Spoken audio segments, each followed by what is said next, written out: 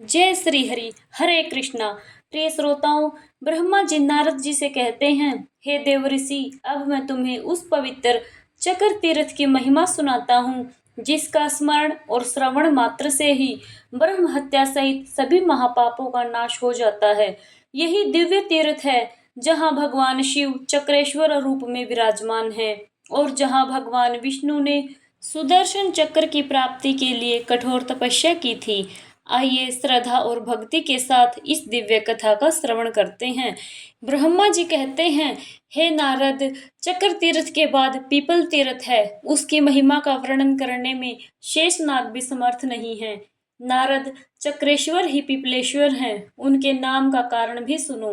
दधीच जी नाम से विख्यात एक महान मुनि थे। वे सभी उत्तम गुणों से सुशोभित थे। उनकी पत्नी श्रेष्ठ वंश की कन्या और पतिव्रता थी। उनका नाम था गवस्तिनी। वे लोपामुद्रा की बहन थी। दधीच की पत्नी सदा भारी तपस्या में लगी रहती थी। दधीच प्रतिदिन अग्नि की उपासना करते और गृहस्थ धर्म के पालन में तत्पर रहा करते थे। उनका आश्रम गंगा के तट पर था। वे देवताओं और अतिथियों की सेवा करते, अपनी ही पत्नी में अनुराग रखते और शांत भाव से रहा करते थे। उनके प्रभाव से उस देश में शत्रुओं और दैत्य दानवों का आक्रमण नहीं होता था। एक दिन की बात है, दधिच मुनि के आश्रम पर रुद्र, आदित्य, अश्विनी कुमार, इंद्र, विष्णु, यम और अग्नि पधारे। वे दैत्यों को परास्त करके वहां आए थे और उस विजय के कारण उनके हृदय में हर्ष की हिलोरें उठ रही थी। मुनिवर दधीच को देखकर सभी देवताओं ने प्रणाम किया। दधीच ने भी देवताओं को देखा तो बहुत प्रसन्न हुए। उन्होंने सभी का पृथक पृथक पूजन किया और फिर अपनी पत्नी के साथ देवताओं के लिए गृहस्थोचित स्वागत सत्कार का प्रबंध किया। इसके बाद उन्होंने देवताओं से कुशल पूछी और देवता भी उनसे वार्तालाप करने लगे। देवतागण मुनि से कहने लगे, हे मुनि, आप इस पृथ्वी के कल्प वृक्ष हैं। आप जैसा महर्षि जब हम लोगों पर इतनी कृपा रखता है, तब अब हमारे लिए संसार में कौन सी वस्तु दुर्लभ होगी। हे मुनि श्रेष्ठ, जीवित पुरुषों के जीवन का इतना ही फल है कि वे तीर्थों में स्नान, समस्त प्राणियों पर दया और आप जैसे महात्माओं का दर्शन करें। हे मुनि, इस समय स्नेह श्याम आपसे जो कुछ कहते हैं उसे ध्यान देकर सुनिए। हम बड़े बड़े राक्षसों और दैत्यों को जीतकर यहाँ आए हैं। इससे हम बहुत सुखी हैं। विशेषतः आपका दर्शन करके हमें बड़े प्रसन्नता हुई है। अब हमें अस्त्रों शस्त्रों के रखने से कोई लाभ दिखाई नहीं देता। हम उन अस्त्रों का बोझ भी नहीं रोक सकते। हम स्वर्ग में जब इन अस्त्रों को रखते हैं, तब हमारे शत्रु इनका पता लगाकर वहां से हड़प ले जाते हैं। इसलिए हम आपके पवित्र आश्रम पर इन सभी अस्त्रों को रखना चाहते हैं।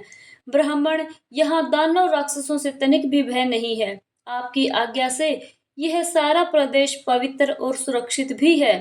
तपस्या द्वारा आपकी समानता करने वाला दूसरा कोई है ही नहीं। अब हम कृतार्थ होकर इंद्र के साथ अपने अपने स्थान को चले जाते हैं। अब इन आयुधों की अस्त्रों की रक्षा करना आपके ही अधीन है। मुनि देवताओं की यह बात सुनकर दधिच ने कहा कि एवं वस्तु उस समय उनकी प्यारी पत्नी ने उन्हें रोका भी। कहने लगी कि मुने, यह देवताओं का कार्य विरोध उत्पन्न करने वाला है, अतः इसमें आपको पढ़ने की क्या आवश्यकता थी। जो शास्त्रों का ज्ञान प्राप्त करके परमार्थ तत्वों में स्थित हो चुके हैं, संसार के कार्यों में जिनकी कोई आसक्ति नहीं है, उन्हें दूसरों के लिए ऐसा संकट मोल लेने से भला क्या लाभ, जिससे ना इस लोक में सुख है और ना परलोक में। विप्रवर, मेरी बातें ध्यान देकर सुनो। अगर आपने इन आयुधों को स्थान दे दिया तो इन देवताओं के शत्रु आपसे द्वेष करेंगे। यदि इनमें से कोई अस्त्र नष्ट हुआ या चोरी चला गया तो यह देवताओं भी कुपित होकर हमारे शत्रु बन जाएंगे। अतः हे मुनीश्वर, आप वेद वेताओं में श्रेष्ठ हैं। आपके लिए इस पराय द्रव्य में ममता जोड़ना बिल्कुल ठीक नहीं। अगर धन देने की शक्ति हो तो याचक को देना ही चाहिए, उसमें कुछ भी विचार करने की आवश्यकता नहीं है। अगर धन देने की शक्ति ना हो तो साधु पुरुष केवल वन, वाणी तथा शारीरिक क्रियाओं द्वारा दूसरों का कार्य साधन करते हैं। हे प्राणनाथ, पराय धन को अपने यहाँ धरोहर के रूप में रखना साधु पुरुषों ने कभी स्वीकार नहीं किया है। इसका तो उन्होंने सदा बहिष्कार ही किया है। अतः आप भी यह कार्य मत कीजिए। अपनी प्यारी पत्नी की यह बात सुनकर ब्राह्मण ने कहा हे भद्रे, मैं देवताओं की प्रार्थना पर पहले ही हाँ कह चुका हूँ। अब नहीं कर दूं तो मुझे सुख नहीं मिलेगा। पति का कथन सुनकर ब्राह्मणी यह सोचकर चुप हो गई कि देव के सिवाय और किसी का किसी पर वश चल ही नहीं सकता। देवता लोग अपने अत्यंत तेजस्वी अस्त्र आश्रम पर रखकर मुनीश्वर को नमस्कार करके कृतार्थ होकर अपने अपने लोक में चले गए। देवताओं के चले जाने पर मुनि अपनी पत्नी के साथ धर्म में तत्पर होकर प्रसन्नता पूर्वक वहां रहने लगे। इस प्रकार 1000 दिव्य वर्ष बीत गए। तब दधीच जी ने एक दिन अपनी पत्नी से कहा, हे देवी, देवता तो यहाँ से अस्त्र ले जाना ही नहीं चाहते और दैत्य मुझसे द्वेष करते हैं। अब तुम ही बताओ कि क्या करना चाहिए। तो पत्नी ने विनय पूर्वक कहा, हे नाथ, मैंने तो पहले ही आपसे निवेदन किया था कि वह आप ही जाने और जो उचित हो सो करिए। दैत्यों में जो बड़े बड़े वीर तपस्वी और बलवान हैं, वे इन अस्त्र शस्त्रों को तो निश्चय ही हड़प लेंगे। तब दधीच जी ने उन अस्त्रों की रक्षा करने के लिए एक काम किया। उन्होंने पवित्र जल से मंत्र पढ़ते हुए अस्त्रों को नहलाया। फिर वह सर्वास्त्र में परम पवित्र और तेज युक्त जल स्वयं पी लिया। तेज निकल जाने से वे सभी अस्त्र शस्त्र शक्तिहीन हो गए, अतः क्रमशः समय अनुसार नष्ट भी हो गए। फिर देवताओं ने एक दिन दधीजी से आकर कहा, हे मुनिवर, हमारे ऊपर शत्रुओं का महान भय आ पहुंचा है, अतः हमने जो अस्त्र आपके यहाँ रख दिए थे उन्हें इस समय आप दे दीजिए। दधीच जी ने सुनकर कहा कि आप लोग तो बहुत दिनों तक उन्हें लेने आए ही नहीं, अतः दैत्यों के भय से हमने उन अस्त्रों को पी लिया। अब वे हमारे शरीर में स्थित हैं, इसलिए जो उचित हो वह करें। यह सुनकर देवताओं ने बड़े विनीत भाव से कहा कि मुनीश्वर, इस समय तो हम इतना ही कह सकते हैं कि बस अस्त्र दे दीजिए। तो ब्राह्मण ने कहा, सब अस्त्र तो मेरी हड्डियों में मिल गए हैं, अतः जब ले जाना ही चाहते हो तो मेरी हड्डियों को ही ले जाओ। उस समय प्रिय वचन बोलने वाली दधीच जी की पत्नी उनके पास नहीं थी। देवता उनसे बहुत डरते थे। उन्हें सामने ना देखकर दधीच जी से बोले कि विप्रवर, जो कुछ भी करना है शीघ्र कीजिए। देवताओं की बात सुनकर दधीच जी ने अपने दुस्तर प्राणों का परित्याग करते हुए कहा कि देवताओं, तुम सुखपूर्वक मेरा शरीर ले लो, मेरी हड्डियों से प्रसन्नता प्राप्त करो, मुझे इस देह से भला क्या काम है। ऐसा कहकर महर्षि दधीच पद्मासन बांधकर बैठ गए। उनकी दृष्टि नासिका के अग्रभाग पर स्थिर हो गई। मुख पर प्रकाश और प्रसन्नता विराज रही थी। उन्होंने हृदय आकाश में स्थित अग्नि सहित वायु को धीरे धीरे ऊपर की ओर उठाकर अप्रमेय परम प्राप्त ब्रह्मा जी के स्वरूप में स्थापित कर दिया। इस प्रकार महात्मा दधीच जी ने ब्रह्म सायुज्य प्राप्त कर लिया। उनका वह शरीर निष्प्राण हो गया।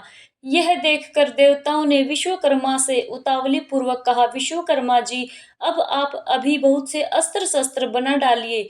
विश्वकर्मा ने कहा, देवताओं, यह ब्राह्मण का शरीर है, मैं इसका उपयोग भला कैसे करूं। जब केवल इनकी हड्डियां रह जाएंगी तभी उनका अस्त्र निर्माण करूंगा। तब देवताओं ने गौवों से कहा, जो गौवें महर्षि दधीच जी के आश्रम में विचरण करा करती थी, उन गौवों से कहा कि हम तुम्हारा मुख वज्र के समान किए देते हैं। तुम हमारे हित के लिए अस्त्र शस्त्र निर्माण करने के उद्देश्य से दधीची के शरीर को क्षण भर में विदीर्ण कर डालो और शुद्ध हड्डियां निकाल कर दे दो। देवताओं का आदेश पाकर गौवों ने वैसा ही किया। उन्होंने महर्षि दधीच जी के शरीर को चाट चाट कर हड्डियां निकाल दी और देवताओं को दे दी। देवता गण बड़े उत्साह के साथ अपने लोक को चले गए और गौवें भी अपने स्थान को लौट गई। फिर बहुत देर के बाद महर्षि दधीच जी की सुशीला पत्नी हाथ में जल से भरा हुआ कलश लेकर फल और फूलों से देवी पार्वती की अर्चना और वंदना करके अग्नि, पति तथा आश्रम के दर्शन की उत्सुकता से शीघ्रता पूर्वक पैर बढ़ाती हुई आई। उस समय उनके गर्भ में बालक आ गया था। आश्रम पर पहुंचने पर जब उन्होंने अपने स्वामी को वहां नहीं देखा, तब बड़े विस्मय में पढ़कर उन्होंने अग्नि से पूछा, बताओ अग्निदेव, मेरे पतिदेव कहाँ चले गए। अब अग्निदेव ने भी जो कुछ हुआ था सारा हाल कह सुनाया।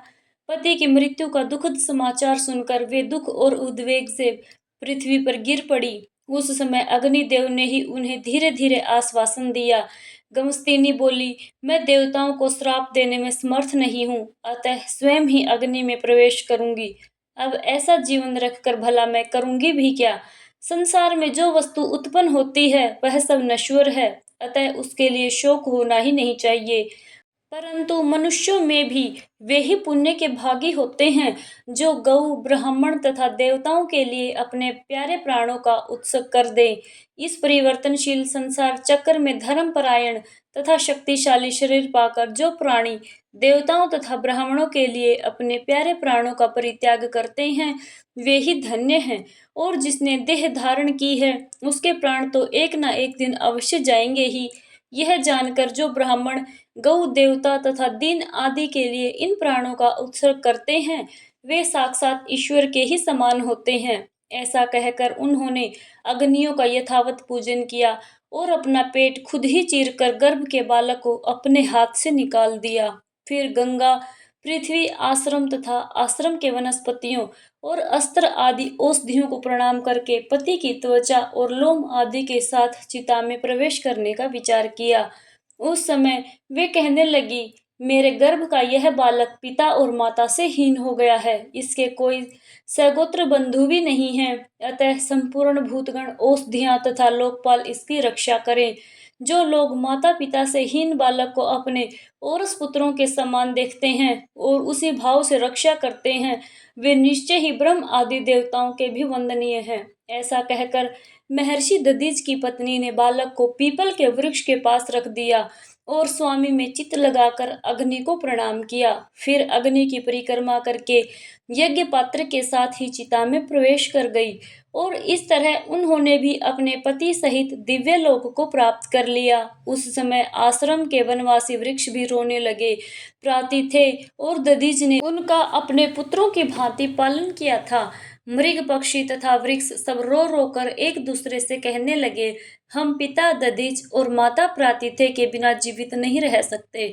जो लोग स्वर्गवासी माता पिता की संतानों पर निरंतर स्वाभाविक स्नेह रखते हैं, वे ही पुण्य आत्मा और कृतार्थ हैं। दधीची और प्रातिथे हमें जिस स्नेहपूर्ण दृष्टि से देखा करते थे, वैसे तो सगे माता पिता भी नहीं देखते। हमें धिक्कार है, हम पापी हैं जो उनके दर्शन से वंचित हो गए। आज से हम सभी लोगों का यह निश्चय होना चाहिए कि यह बालक ही हम लोगों के लिए दधीची और प्रातिथ्य है और यह बालक ही हमारा सनातन धर्म है। ऐसा कहकर वनस्पतियों और औषधियों ने अपने राजा सोम के पास जाकर उत्तम अमृत की याचना की। सोम ने उन्हें बहुत उत्तम अमृत दिया और वनस्पतियों ने वह लाकर बालक को दे दिया। अमृत से तृप्त हुआ बालक अब शुक्ल पक्ष के चंद्रमा के समान बढ़ने लगा। पीपल के वृक्षों ने उसका पालन किया था, इसलिए वह पीपलाद के नाम से प्रसिद्ध हुआ। बड़ा होने पर पीपलाद ने पीपल के वृक्षों से अत्यंत विस्मित होकर कहा कि लोक में तो यह देखा जाता है कि मनुष्यों से मनुष्य, पक्षियों से पक्षी तथा वनस्पतियों से वनस्पति उत्पन्न होती है, इसमें कहीं भी विषमता दिखाई नहीं देती। परंतु मैं वृक्ष का पुत्र होकर हाथ पैर आदि से विशिष्ट जीव कैसे हो गया? यह सुनकर वृक्षों ने क्रमशः उनके पिता दधीच की मृत्यु और पतिव्रता माता के अग्नि प्रवेश का सारा हल कह सुनाया। सुनते ही पीपलाद दुख से व्याप्त होकर पृथ्वी पर गिर पड़े। उस समय वृक्षों ने धर्म और अर्थ युक्त वचन कहकर उन्हें सांत्वना दी। आश्वस्त होने पर उन्होंने औषधियों और वनस्पतियों से कहा, जिन्होंने मेरे पिता की हत्या की है उनका मैं भी वध करूंगा, अन्यथा जीवित नहीं रह सकता। जो पिता के मित्र और शत्रु होते हैं, उनके साथ पुत्र भी वैसा ही बर्ताव करता है। जो ऐसा करता है वही पुत्र है और जो इसके विपरीत आचरण करता है वह पुत्र के रूप में शत्रु माना गया है। पीपलाद की बात सुनकर वृक्षों ने कहा, हे महाद्विते, तुम्हारी माता ने परलोक में जाते समय यह उदार प्रकट किया था। जो दूसरों के द्रोह में लगे रहते हैं, जो अपने कल्याण की बातें भूल जाते हैं और जो भ्रांतित होकर इधर उधर भटकते हैं, वे नरक के गड्ढे में गिरते हैं। माता की कही हुई वह बात सुनकर पीपलाद अत्यंत क्रोधित होकर बोले, जिसके अंतःकरण में अपमान की आग प्रज्वलित हो रही हो, उसके सामने साधुता की बातें व्यर्थ हैं। फिर उन्होंने भगवान चक्रेश्वर महादेव के स्थान पर जाकर उनसे कहा, हे महादेव, मुझे तो शत्रुओं का नाश करने के लिए कुछ शक्ति दीजिए। पीपलाद के इतना कहते ही भगवान शंकर के नेत्रों से भयंकर कृतियां प्रकट हुई। उसकी आकृति घोड़ी के समान थी। संपूर्ण जीवों का विनाश करने के लिए उसने अपने गर्भ में भयंकर अग्नि छुपा रखी थी। मृत्यु की लपलपाती हुई जीभ के समान वह महारुद्र रूपा भीषणकृत्या प्रहलाद से बोली, बताओ मुझे क्या करना है। विप्लाद ने कहा, देवता मेरे शत्रु हैं, उन्हें खा जाओ। फिर तो उन महारुद्रा के गर्भ से महाभयंकर अग्नि प्रकट हुई, जो समस्त लोकों का प्रलय करने में समर्थ थी। देवता उसे देखते ही थर्रा उठे और पीपलाद द्वारा आराधित पिपलेश नाम से प्रसिद्ध भगवान शिव की शरण में आए। उन्होंने भयभीत होकर शिव जी की स्तुति करते हुए कहा, हे शंभु, आप हमारी रक्षा करें। कृत्या और उससे प्रकट हुई आग हमें बड़ा भारी कष्ट दे रही है। हे सर्वेश्वर, आप भयभीत मनुष्यों को अभय प्रदान करने वाले हैं। हे शिव, जो सब ओर से सताए हुए पीड़ित तथा शांतित प्राणी हैं, उन सभी की आप ही शरण हैं। हे जगन में आप पिपलाद को शांत कीजिए। देवताओं की स्तुति सुनकर बहुत अच्छा कहकर जगदीश्वर शिव ने पिपलाद के पास आकर उनसे कहा, बेटा, देवताओं का नाश कर दिया जाए तो भी तुम्हारे पिता लौटकर नहीं आएंगे। उन्होंने देवताओं की कार्य सिद्धि के लिए ही अपने प्राणों का बलिदान दिया है। संसार में उनके समान दीन दुखियों का दयामय बंधु भला कौन होगा। तुम्हारी पतिव्रता माता भी उन्हीं के साथ दिव्य लोक में चली गई। यहाँ उनकी समता करने वाली कौन स्त्री है। क्या लोपामुद्रा और अरुंधति भी उनकी बराबरी कर सकती हैं, जिनकी हड्डियों से संपूर्ण देवता सदा विजय और सुखी बने रहते हैं। वे तुम्हारे पिता कितने शक्तिशाली थे। उन्होंने जिस उज्जवल सुयश राशि का उपार्जन किया है, उसे तुम्हारी माता ने अपने दिव्य त्याग से अक्षय बना दिया और तुम उन्हीं के पुत्र हो। उनसे बढ़कर तुमने अभी तक कुछ नहीं किया। तुम्हारे प्रताप और भय से आज देवता स्वर्ग से भ्रष्ट हो चुके हैं। वे सोच भी नहीं पाते कि हम किस दिशा को भाग कर जाएं। तुम उन्हें बचाओ, अमरों की रक्षा करो। प्राणियों की रक्षा करने से बढ़कर पुण्य कहीं भी नहीं है। पिपलाद, मनुष्य लोक में जब तक मनोहर यश फैला रहता है, तब तक एक एक दिन के बदले एक एक वर्ष के कर्म से दीर्घ काल तक स्वर्ग लोक में मनुष्य निर्विकार चित्त से निवास करते हैं। इस जगत में वे ही मुर्दे के समान हैं, जिन्होंने यश का उपार्जन नहीं किया। वे ही अंधे हैं, जिन्होंने कभी शास्त्र नहीं पढ़े। वे ही नपुंसक हैं, जो सदा दान नहीं देते, तथा वे ही शोक के योग्य हैं, जो सदा धर्म पालन में संलग्न नहीं रहते। देवादिदेव महादेव जी का यह वचन सुनकर पीपलाद मुनि शांत हो गए। उन्होंने भगवान शिव को नमस्कार किया और हाथ जोड़कर कहा, जो मन, वाणी और क्रिया द्वारा सदा मेरे हितों में संलग्न रहकर मेरा उपकार करते रहते हैं, उनका तथा अन्य लोगों का हित करने के लिए अब मैं देवताओं आदि के पूजनीय उमा सहित भगवान शंकर को प्रणाम करता हूँ, जिन्होंने मेरी रक्षा की, हमें पाल पोस कर बड़ा किया, अपना सगोत्र और सहधर्मी बनाया। भगवान शिव उनके मनोरथ पूर्ण करें। मैं बाल चंद्रमा का मुकुट धारण करने वाले महादेव जी को नित्य प्रणाम करता हूँ। प्रभु, जिन्होंने माता पिता की तरह मेरा भरण पोषण किया है, उनके नाम से तीनों लोकों के लिए यह तीर्थ हो। इससे उनका यश होगा और मैं उनके ऋण से ऊण हो जाऊंगा। पृथ्वी पर देवताओं के जो जो क्षेत्र और तीर्थ हैं, उन सब की अपेक्षा इस तीर्थ का अधिक महात्म्य हो। इस बात का यदि देवता लोग अनुमोदन करें तो मैं उनके अपराध क्षमा कर सकता हूँ। पीपलाद ने यह बात इंद्र आदि संपूर्ण देवताओं के सामने कही और सबने आदर पूर्वक इसका समर्थन किया। बालक पीपलाद की बुद्धि, विनय, विद्या, शौर्य, बल, साहस, सत्य भाषण, माता पिता के प्रति भक्ति तथा भाव शुद्धि को जानकर शंकर जी ने उनसे कहा, बेटा, जो तुम्हारा अभिष्ट हो उसे बताओ, वह तुम्हें अवश्य प्राप्त होगा। तुम अपने मन में अन्यथा विचार कभी मत करना। सुनकर पिपलाद बोले, हे महेश्वर, जो धर्मनिष्ठ पुरुष गंगा जी में स्नान करके आपके चरण कमलों का दर्शन करते हैं, उन्हें समस्त अभिष्ट वस्तुएं प्राप्त हों और शरीर का अंत होने पर वे शिव के धाम में जाएं। हे नाथ, मेरे पिता और माता आपके चरणों में पड़े हैं। ये पीपल और देवता भी आपके स्थान में आकर सुखी हुए हैं। यह सभी लोग सदा आपका दर्शन करें और आपके ही धाम को जाएं। पीपलाद की बात सुनकर देवताओं को बड़ी प्रसन्नता हुई। वे उनके भय से मुक्त होकर इस प्रकार कहने लगे, हे ब्राह्मण, तुमने वही किया है जो देवताओं को अभिष्ट था। देवादिदेव भगवान शिव की आज्ञा का भी पालन किया और पहले वरदान भी दूसरों के लिए ही मांगा, अपने लिए नहीं। इसलिए हम भी संतुष्ट होकर तुम्हें कुछ देना चाहते हैं। तुम हमसे कोई वर मांगो। देवताओं की बात सुनकर पीपलाद ने कहा, हे देवताओं, मैं अपने माता पिता को देखना चाहता हूँ। मैंने केवल उनका नाम सुना है। संसार में वे ही प्राणी धन्य हैं जो माता पिता के अधीन रहकर उनकी सेवा करते हैं। अपनी इंद्रियों को, शरीर को, कुल शक्ति और बुद्धि को माता पिता के कार्य में लगाकर पुत्र कृत हो जाता है। अगर मैं उनका दर्शन भी पा जाऊं तो मेरे मन, वचन, शरीर और क्रियाओं का फल प्राप्त हो जाएगा। पीपलाद मुनि का यह कथन सुनकर देवताओं ने परस्पर सलाह करके कहा, हे ब्राह्मण, तुम्हारे माता पिता दिव्य विमान पर आरूढ़ होकर तुम्हें देखने के लिए आते हैं। तुम भी निश्चय ही उन्हें देखोगे। विषाद छोड़कर अपने मन को शांत करो। पीपलाद, देखो देखो, वे श्रेष्ठ विमान पर बैठकर आ रहे हैं। उनके दिव्य शरीर पर स्वर्गीय आभूषण शोभा पा रहे हैं। पीपलाद ने भगवान शिव के समीप अपने माता पिता को देखकर उन्हें प्रणाम किया।